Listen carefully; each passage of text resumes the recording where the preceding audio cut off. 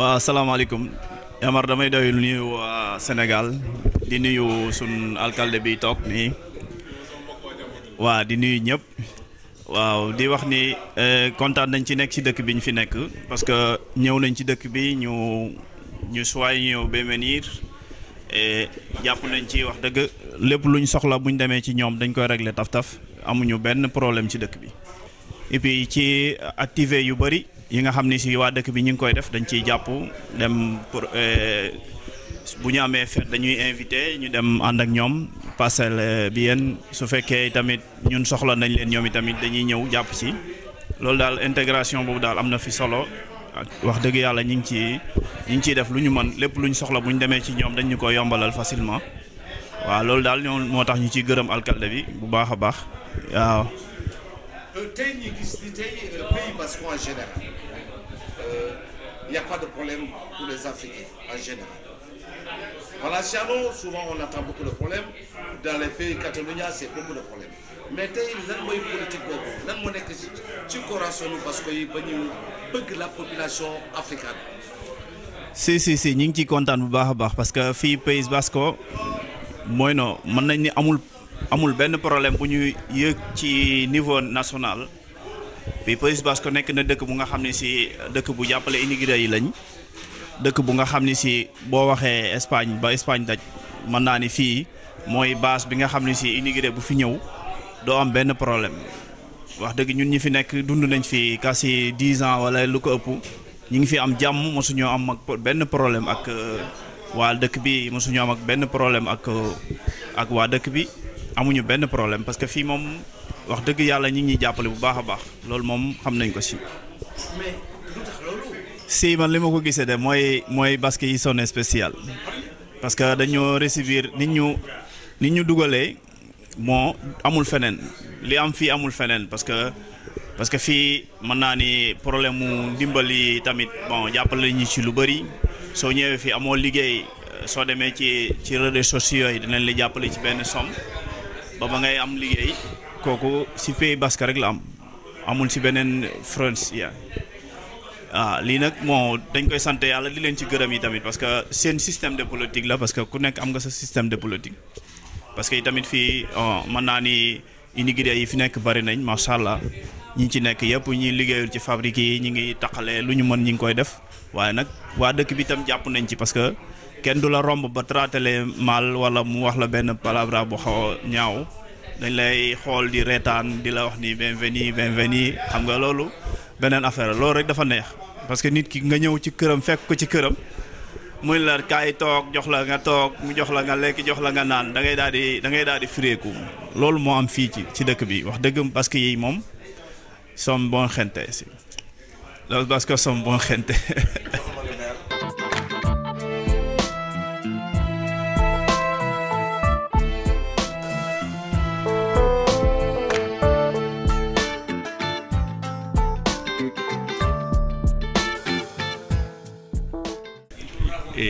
Yo creo que el pueblo, los vascos siempre, nosotros tuvimos una época después de la guerra, durante la guerra civil y después de la guerra civil que los vascos que los vascos emigraron mucho a otros países, ¿no? Emigraron mucho a Estados Unidos, a Sudamérica y a Europa. Y yo creo que cuando nosotros fuimos a aquellos países y nos recibieron con los brazos abiertos, yo creo que eso ha quedado en nuestra cultura, y ahora que otros pueblos vienen donde nosotros entendemos esa necesidad de que pueda haber otra gente que pueda venir, y ese corazoncito que tenemos, como tú bien dices, ese corazón que tenemos, pues lo abrimos y acogemos a gente pues de otros continentes, y en particular pues la comunidad senegalesa, como he dicho antes, es una comunidad muy importante que se ha integrado muy bien. La verdad es que no hemos tenido ningún tipo de conflicto con ellos ni con ellas. Han cogido negocios, están montando negocios. Un ejemplo es el bar en el que, bueno, aquí nos juntamos gente del Ejeitio, gente de Senegal, y bueno, ese es, no sé si es porque tenemos corazón grande o corazón corazón pequeño, pero bueno, no tenemos ningún problema en que la gente venga de fuera. kon nag mbokk yi ñoo ko déggandoo rek kàddu yi xam ne monsieur le maire wax na ko nee na ñoom ci ay jamono amoon nañ fi ay jafe-jafe mooy guerre civile bi fi amoon ñu bari dem nag ci yeneen dëkk yi loolu xam naa nekk na ci lu xam ni tey comme ku tukki rek da ngay xam wala nga am ñoom nag am nañ ci xol bu rafet moo tax dañuy jël africain yi ubbi seen xol di leen jàpp leen dugal ci biir vraiment mu nekk lu am solo la te ñoom lépp lu ñu mën rek pour jàppale tey rawatina ab sénégalais dafa am solo dañ ko def ndax tam soo xoolee parce que yu bari dañoo xam Sénégal ndax parce que yi dañu amoon ay bateau di dem di nappi ay pêcheurs lañu di nappi au Sénégal kon ñu bëree bëri moo tax ñu am tey relation boobu ñu am tey confiance boobu entre ñoom et Sénégal. Hombre, yo creo que la realidad de las grandes ciudades es diferente. Nosotros somos un municipio pequeño, nos hemos integrado muy bien, convivimos perfectamente, no ha habido ningún problema. No hay problemas con la policía, aquí no creo que tienen ningún problema con la policía, no tenemos ningún problema con la policía y nosotros pues nos ayudamos unos a otros y lo que pretendemos es vivir y ser felices y en ese camino pues los 77 empadronados que tenemos en Senegal, que en la comarca son muchos más, pues nosotros estamos realmente encantados. Las grandes ciudades supongo que será mucho más complicado, ¿no? Porque ya se mezclan muchas más cosas y será más complicado. kon mbokk yi ñoo ko déggandoo rek mooy li mu wax rek mooy ci jafe-jafe yi xam ne jamono yi au niveau de Madrid, au niveau de beaucoup de villes d'Espagne, nous le voyons très souvent, des difficultés entre les Africains et aussi les autochtones d'Espagne, c'est-à-dire les Espagnols, avec certains problèmes. Souvent, il y a beaucoup de morts. Mais lui, nee na ñoom seen gis-gis bokkul la gis-gis boobu ndax ñoom dañoo am politique d'immigration boo xam ni d'intégration aussi boo xam ni c'est extraordinaire. Donc yooyu yëpp tey ay politique la politique boo xam ne dëkk bu nekk day politique am ñoom au niveau de l'Équateur xëy na dëkk bu ndaw la mais dëkk bu am solo la ci wàllu politique boobu. A Senegal. Siempre me han invitado para ir a Senegal y siempre estamos bromeando que algún día tenemos que ir juntos a Senegal. Algún día iremos a Senegal, ¿verdad? Sí, algún día iremos a Senegal juntos. Sí, sí, sí. ñoo ko dégg loolu nee na rek moom bëgg na dem Sénégal toujours saa waay koy invité mais incha allah xam nañ dañuy ànd ak association bi dem Sénégal Ibrahima tey kàddu yi xam ne tey monsieur le maire wax na ko tey loo ñu ci mën a wax ak ban jàngit nga ci am ci kàddu yi am solo. waaw ñu ngi ciy kontaan rek ñu ngi ciy kontaan parce que comme ñun xam nga boo demee ci dëkk ña nga fa fekk rek ñoo la mën a dalal parce que mi ngi mel na boo nee salaamaaleykum ci kër kenn newu la maaleykum salaam fooy toog doo ko xam kon ñun dañuy sant maire bu baax a baax di ko gërëm di ko encourager yi tamit di ko wax ni ñu ngi ci ginnaawam lépp lu mu soxla daal bu mu ci am lu muy tiit pour laaj ñu. Todo lo que quieres, puedes preguntarnos. Sí, sí. Monsieur le maire, estamos contentos contigo, estamos apoyando de todo lo que necesitas. Nos puedes preguntar de todo, ¿vale? Sí, estamos conjuntos. Sí, mooy rek ñi ngi ci ginnaawam bëgg nañ koo jàppale ci lépp lu nga xam ne si soxla na ko bu mu ci am lenn lu muy tiit pour laaj ñu nit dinañ jéem a def le tout lépp luñ soxla moom itamit bon ñu jéem a xool nuñ koy lijjanti ak moom parce que suñu jàppalee parce que buntu moom boo accès ni koŋ-koŋ ñu ne la entrée soo duggee ñu la toogal nii waa nga toog jàpp sa lees bon boo amee xel dara su fekkee borom kër gi am na soxla ci yow war nga ca jéem def le tout pour jàpp ci.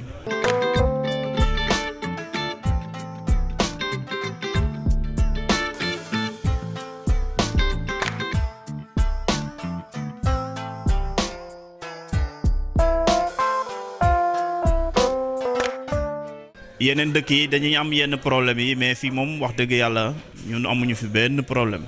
wax dëgg yàlla amuñu fi benn problème boo dee ubbi négoce sax dañ lay encourager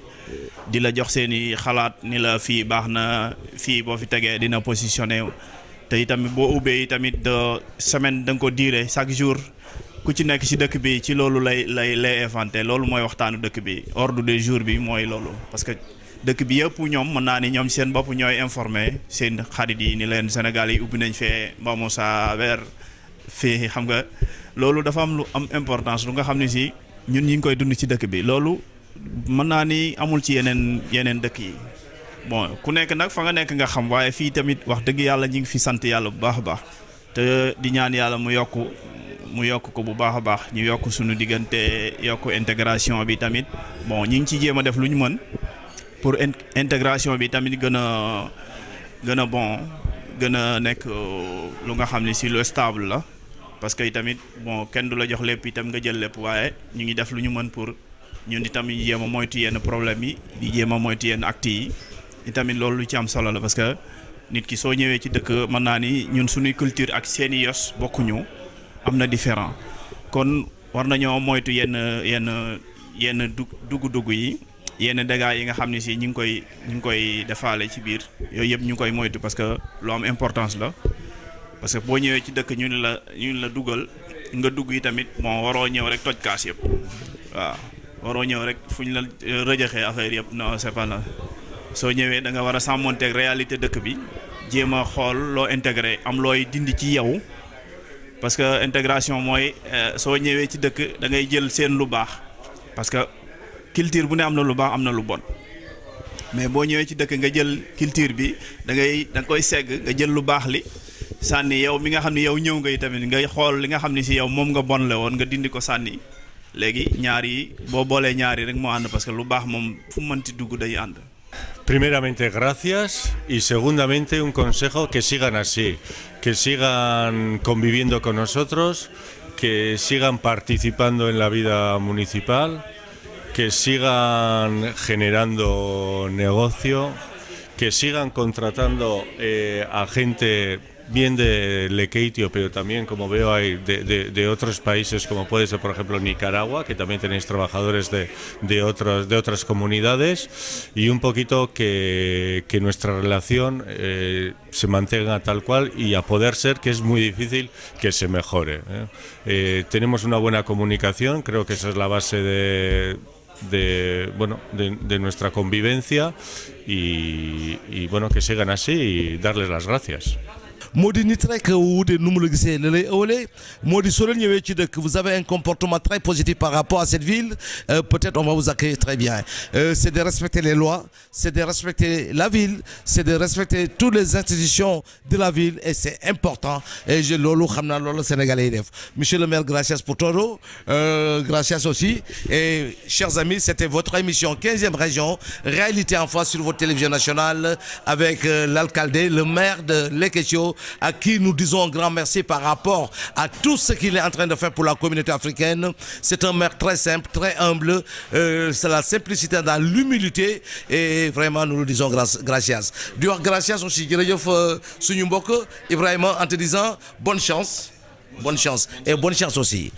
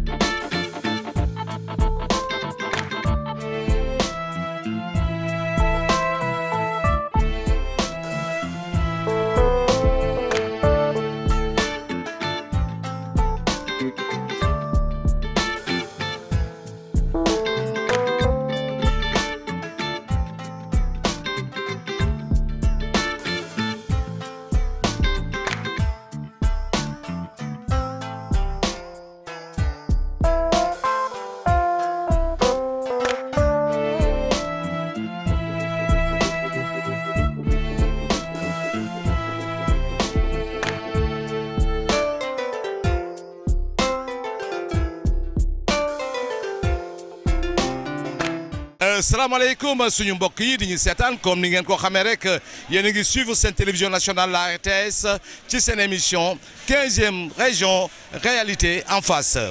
tey nag ñu ngi fii ci Lekeitio suñuy wax Lekeitio rek mu nekk dëkk boo xam ni comme ni ngeen ko gisee nii rek dëkk bu am solo la dëkk boo xam ni damay wax rek yaatal nañ fi tam ñi immigré yi dëkk boo xam ni bari na sénégalais lool wante jàmm rek lañ fi am tey nag l'association des sénégalais de Leketio am benn fiesta boo xam ni comme ni ngeen di gisee table yeeg sama ginnaaw bëgg a jaay rek Sénégal mooy ay ceebu jën yoo xam ni tey dañoo bëgg a invité tubaab yëpp woon leen lii mooy suñu plan national mu nekk fête boo xam ne at mu nekk dañ koy def ren jii nag ñu ñëw fii ndeysaan mooy wane rek ni ci mbirum immigration comme ni ma koy waxee rek c'est pas toujours négativité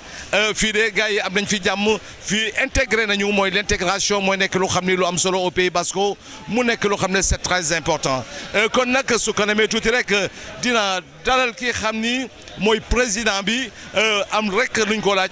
jëmale ko ci lu xam ni ci bés bi tam su ko namee tuuti tam dinañ jël meeru dëkk bi dinañ jël aussi Sénégal yi fi nekk rek ku nekk wax xalaatam ci bés bi.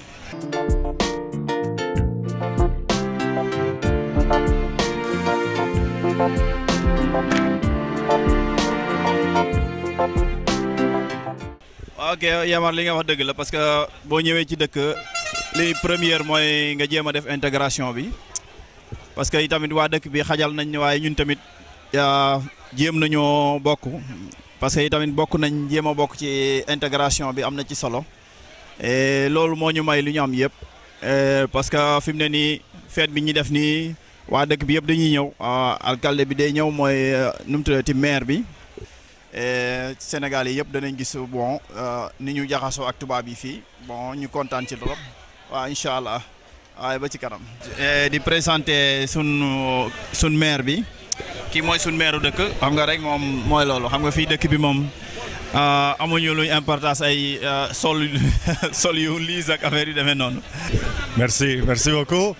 Et bonjour au Sénégal, bonjour à tous les Sénégalais. Nous sommes ici avec la famille sénégalaise et nous sommes venus pour appuyer à l'association de Sénégal ici à Leketio, qu'on travaille beaucoup pour l'intégration avec les jeunes d'ici de Leketio. Merci beaucoup pour votre travail et à bientôt au Sénégal.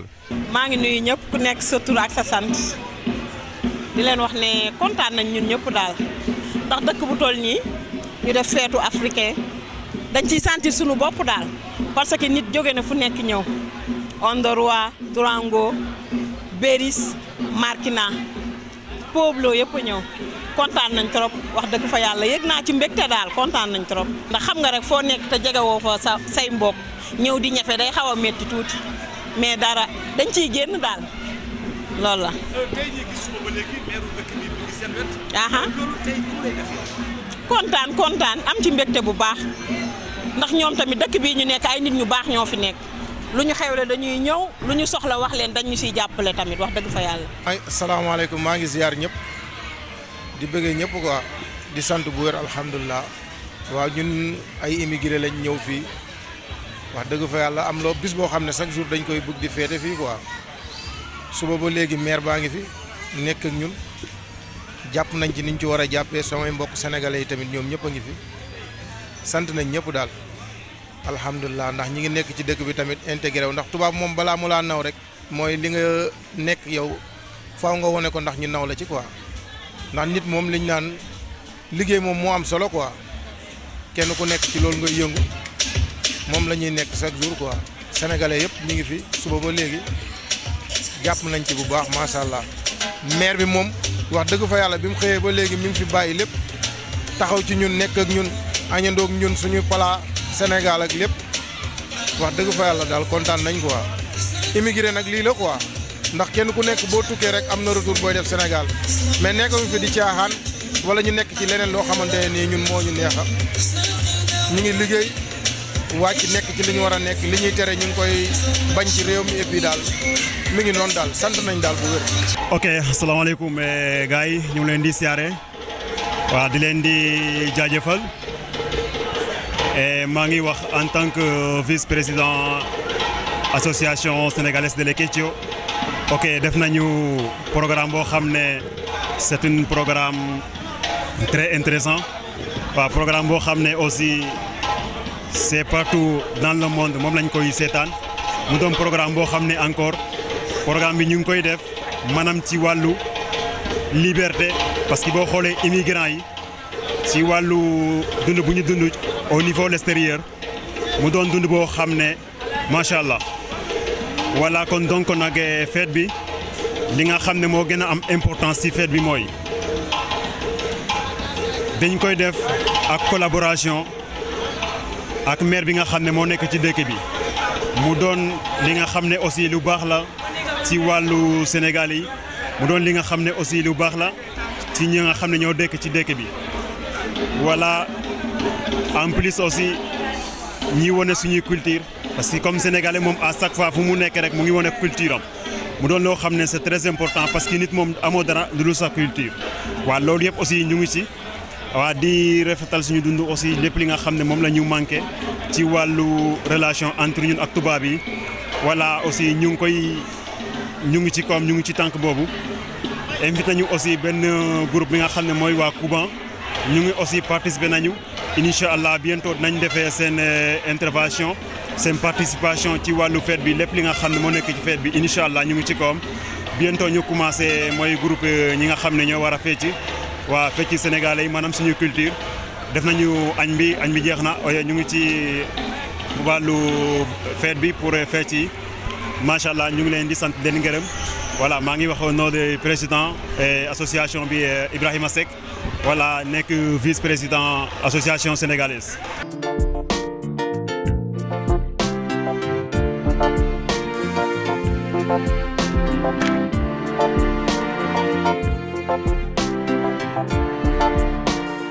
Hemen gagoz, gaur jai zoragarria dago hemen, oso ondo pasatzen gaoz, hemen daukate txokolatino txikitsu bat, nire albuan, oso politxa da, eta bueno, lekitxarrak hemen gagoz ospatzen, senegalesen jai bat, urtero bezala, urte batzutan egiten da, jai hau, eta bueno, oso gustora gagoz. Azkanian, jente asko partizipaten dugu, eta bueno, giro edarra dago, eta ni oso gustora nago. Azkanean, herriko jentea da, eta denok alkar bizi gara, ez da ardura kolorea, eta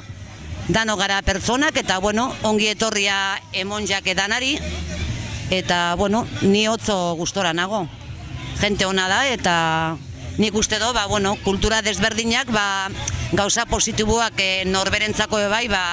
irteten da bela, ez? Eta gustora nago benetan. Hemen dagoat umetxu polipolitxa, begira, hau da beren aita da, ni ez naz ama, hau aita da,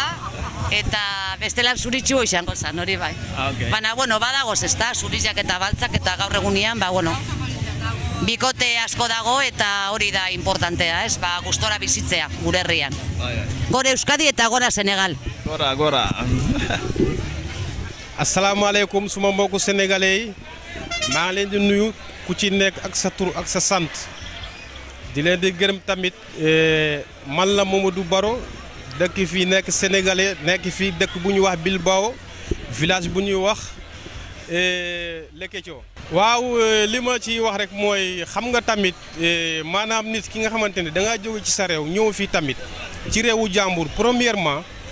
da nga war a xam d'abord lan mooy loi dëkk bi fa nga mun a jaar ba am li nga bëgg déjà bu ñu fi ñëwee tamit daanaka dëkk bi yàgguñ fi boo xoolee ba xool tamit presque ay 8 ans lañ fi war a def quoi du moins bu ñu fi ñëwee tamit maanaam dañoo ñëw dal lu ñu njëkk a def mooy jàng pour dégg làkk bi du mu dee fii ku fi jaar jàng nga ba bu dee 2 ans jàng ko ci dëkk bi wala 3 ans. boo jàngee pare lan ngay def il faut nga xool nooy def pour jéem def say formation boo paree ci formation wut liggéey parce que li waa dëkk bi loolu la wax waaw déjà nag émigré bi ñëw am problème mu maanaam luñ am kayit bu ñu wax certificat la lañ koy wax quoi fi bu dee dëkk bi fii espagnol noonu naan padramento boobu émigré bu fi njëkk a ñëw problème boobu ngay am quoi. déjà foofu tamit wax dëgg fa yàlla émigré yi fa jot a ñëw yëpp amuñu problème boobu wax dëgg fa yàlla tamit ñoom tamit ñi nga xamante ne tamit ñoom lañ fekk fii ñu ngi rafetlu suñu nekkuwaay ak ñoom kontaan nañ ci bu baax a baax ba tax na bu ñu demee nag ba xam ne sakkan nañ ci lañ def loo xamante ne mooy boolewu créé suñu association yooyu tamit dem déclarer leen ñu ne ñoom kontaan nañ ci te dinañ ci jàppale bu baax a baax a baax a baax a baax kon daanaka loolu liggéey bu rafet moo ko def donc organisation yi nag luñ ci namm mooy fii la ñuy fexe fii la ñuy ku nekk di xame sa morom fii lépp fii lañ koy defee tamit képp koo xamante ne tamit bu amee problème suñu ñun ñoo koy régler muy koo xamante ne tamit dafa gaañu nekk fii association bi mooy taxaw wax ak ajudamento bi ñu régler kooku pour mu egg ci ay mbokam képp ku fi am problème tamit ñun ñooy def suñu ñëw xool nu ñuy defanteeg ñoom tamit pour kooku ñu régler situation wax dëgg fa yàlla moom fii wax dëgg fa yàlla émigré yi fi nekk sans faute la ñun fi fekkee tamit tubaab bi sans faute la quoi. waaw man moom li ma la bëgg a wax maanaam ci mbiru intégration bi fii maanaam damay naan lépp dépendre na ci nit ki quoi. fii moom parce que amuñu problème am nañ problème gaa mais pas amuñu problème lañ mën a wax quoi mooy li ma lay wax rek lépp loo gis dama ne ci comportement wu nit ki la quoi te surtout boo demee ci dëkk boo xamante ne nekkul sa dëkk sa comportement dafa am solo quoi waaw xama nga sëg ak nit ñi jàmm xama ku la yëg aussi nga yëg ko ku la yëgul aussi nga bàyyi ko mu dem xama nekk ci say mbir nekk ci li la yitteel quoi mais vraiment ñoom sonal lu ñu nit quoi te problème noonu amuñu ko quoi mais nag xama rek lépp daal pour man mu ngi ci nit ki quoi waaw en tout cas dëkk bu am jàmm la te nit ñu am jàmm lañu quoi kon xama loolu la quoi mais amul leneen. Ba ni sono txarranaz eta oso pozik nago festa hau aurkitzagatik eta eskerrik asko eman nahi ditut Baskari hauatik eta edariagatik eta giroagatik eta denagatik. Muchas gracias de corazón. waaw d'abord maa ngi nuyu ñëpp ah waaw di la nuyu yow aussi di la bëgg bu baax a baax waaw man li ma mën a wax si bés bi mooy lii nii am na importance trop parce que lii lañ fi am dëkk moom boo fa demee te dëkkuloo fa nit ñi buñ la yaatalee xajal la yow parfois yow nga won leen ne maanaam li ngeen def nii ci man vraiment man dama koy rafetlu waaw dama koy rafetlu moo waral donc gars yi organiser bés bi association bi invité ci ñi nga xamante ne ñoom ñooy waa dëkk bi waaw ñoom ñooy waa dëkk ñoom ñëpp ñu ñëw ñu togg añ gars yi añ naan voilà quoi yaa ngi gis waaw ni mu fi demee waaw ñëpp bégee ñu ñëpp benn lañ waaw fii ñu ñëpp benn lañ nit ku ñuul ak nit ku weex fii nii gis nga ni gars yi booloo waaw ni gars yi booloo am na ñoo xam ne ñu ngi ànd ak seeni jabar ñi ñu ngi ànd ak seeni jëkkër voilà donc vraiment man dama koy rafetlu bu baax a baax a baax waaye di féliciter aussi ñi nga xamante ne ñoom ñooy les membres de l'association sénégalaise bu Lékétio waaw di bëgg bu baax président association bi di rafetlu seen liggéey quoi maa ngi rafetlu seen liggéey bu baax waaw man moom vraiment kontaan naa ci bés bi voilà ñëw itam pour participer parce que ñu ñëpp ay sénégalais lañ donc sénégalais moom bu sa moromu sénégalais wootee wala africain sax bu wootee donc li ñu war mooy ñu wuyu si ñëw fête bi voilà quoi waaw. Hola, bueno, de nuevo otra vez estoy aquí. Ahora voy a hablar en castellano. Antes he hablado en euskera. Y bueno, voy a cantar una canción típica del País Vasco, sobre todo de Lekeitio, del pueblo de Lekeitio, que estamos ya a vísperas de fiestas, que empiezan el día 1 de septiembre hasta el 8 de septiembre. Así que allá voy. Anteron txabarrotia, txingarren bigotia, aretxekei dauko preso tximiñoia. Anteron txamarrotia, txingarren bigotia, aretxekei dauko preso tximiñoia. Anteron txamarrotia, txingarren bigotia, aretxekei dauko preso tximiñoia. Anteron txamarrotia, txingarren bigotia, aretxekei dauko preso tximiñoia. Anteron txamarrotia, txingarren bigotia, aretxekei dauko preso tximiñoia. Gora Salantoliñak, gora! Waaw asalaamaaleykum àdduna asalaamaaleykum Sénégal asalaamaaleykum ñëpp waaw Cheikh bi man loolu soo ma ko laajee dinaa ci kontaane tontu parce que dëkk soo fi ñëwee fekk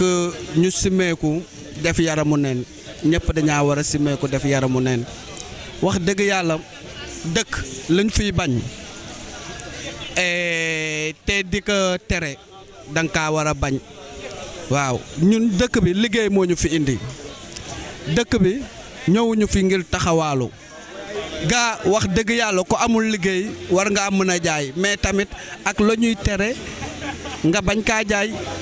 ak la ñuy lay dëkk bi di nangu nga koy def ndax wax dëgg yàlla ku fi ñëw rek xam nañ ne liggéey moo ko fi indi xam nga wax dëgg yàlla man moom lu may wax ci loolu mooy àdduna soo ci nekkee tey àdduna soo fi nekkee lu la yàlla war a may rek dala kay may si kàttanu yàlla mais wax dëgg yàlla nag doomu aadama soo ñëwee ci dëkk ñu ni la lii dañ koy bañ da ngaa war a mooy loolu mais neexul nag nga ñëw ci dëkk ñuy tere lenn te dëkk ji moomoo ko nga ka fiy def yooyu noonu dañ kaa war a invité kenn du wax ne kenn du jaay kenn du wax ne tamit kenn du def lu ko neex fii dëkk bi dafa libre pour ñëpp ku nekk la ngay def yow la wante nag lay nit ñi di tere nga ba ko waaw loolu daal soo amee jàmm day am. Bonjour, je m'appelle Maïder, je suis basque française et je vis à Lekeitio depuis plus de 40 ans avec mes parents. Donc Lekeitio, c'est ma deuxième maison. Je suis très attachée à ce petit port et c'est vrai que j'ai noté que l'arrivée de la communauté sénégalaise depuis une dizaine d'années. Et pour ma part, je vois que l'intégration de cette communauté s'est très bien faite. La mairie de Lekeitio a vraiment mis tous les moyens en œuvre afin d'accueillir ces personnes au mieux. Mais je vois également que la communauté sénégalaise fait aussi ce qu'il faut pour s'intégrer, c'est-à-dire qu'ils apprennent la langue basque. Ils ont ouvert des commerces dans le centre de Lekeitio, dans l'alimentation. Ils ont également ouvert un restaurant typiquement sénégalais. Et depuis 4-5 années maintenant, la mairie organise avec la communauté sénégalaise cette fête qui a lieu fin août, où on propose aux habitants de Lekeitio de partager un repas tous ensemble et de mieux connaître la culture sénégalaise autour de la danse et de la musique. Pour ma part, je pense que c'est une richesse de faire découvrir cette culture aux Basques, puisque les Basques ont également une forte culture autour de la musique, du chant et de la danse. Donc c'est une force pour tout le monde,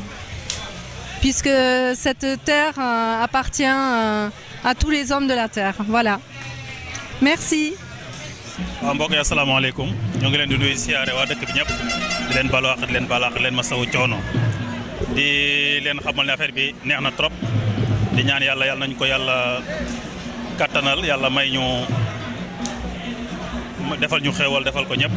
ci barke Yonent bi sallallahu alayhi wa sallam li ñuy xam ne moom la ñuy dénk xale yi nga xam ne ñooy doog a ñëw rek dëkk bi moom neex na wax dëgg yàlla am nañu fi jàmm wax dëgg yàlla yaatal nañ ñu feetim ñi ñu fi jiitoo tim def nañ fi lu rafet parce que su fekkoon ne ñi ñu fi jiitu woon defoon nañu fi loo xam si dafa xawoon na am luñ ciy sikk kon ñoom daañu continuer ñoom diñu bañ a wóolu waaye fi mu toll nii ñoom ñëpp am nañ confiance ci ñun yaatal nañ ñu lépp lu ñu bëgg ci dëkk mën nañ ko fi am kon daal ñi ngi ñaan yàlla daal yàlla nañu yàlla boole jàppale ñun ñëpp ay doomu Sénégal lañu ñi ngi jàppalante fii yàlla nañu ci yàlla boole rek ci barke Yonent bi.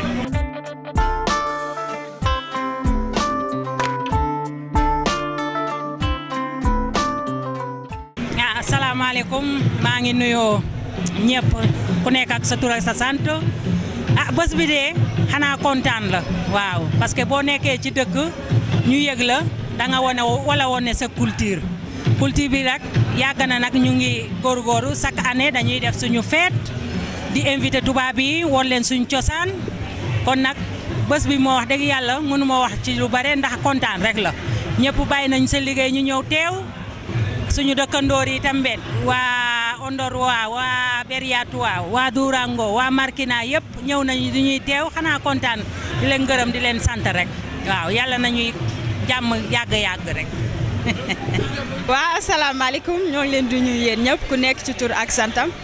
mais bis bi tey niñ ko gisee mooy neex xam nga tey dañoo am benn fête bu ñu organiser fii chaque fête ñu ko fii féete sénégalais yëpp ñoo fi tase ñu def benn fête bu mag xam nga ñu organiser ko pour bégal waa diaspora bi tubaab yi ñëw ñun ñëpp daal macha allah.